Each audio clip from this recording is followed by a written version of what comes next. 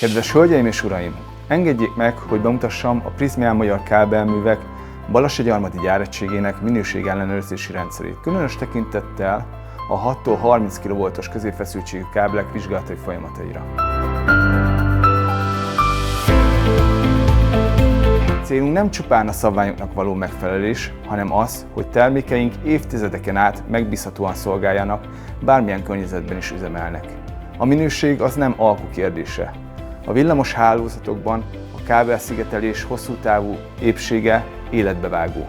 Ezért a minőségirányítás már az alapanyag beérkezésnél kezdődik és a kiszállításig tart. Minden lépést szigorú, dokumentált eljárások szabályoznak.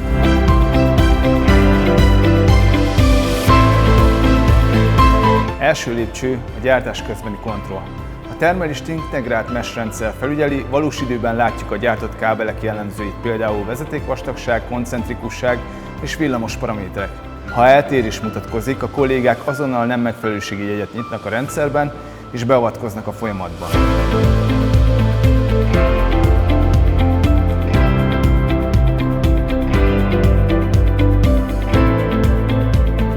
Második lépcső, független végellenőrzés. Minden egyes kábeldobot külön tesztelünk részleges kisülésre, nagy feszültségállóságra, vezető és árnyékolás ellenállásra.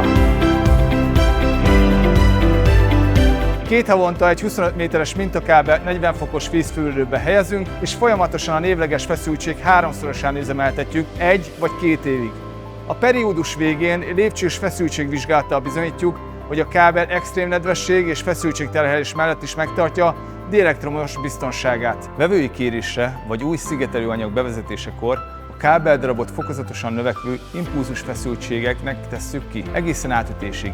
Így látható a szigetelés tisztasága, az extrudálás homogenitása és a gyártástechnológia biztonsági tartaléka.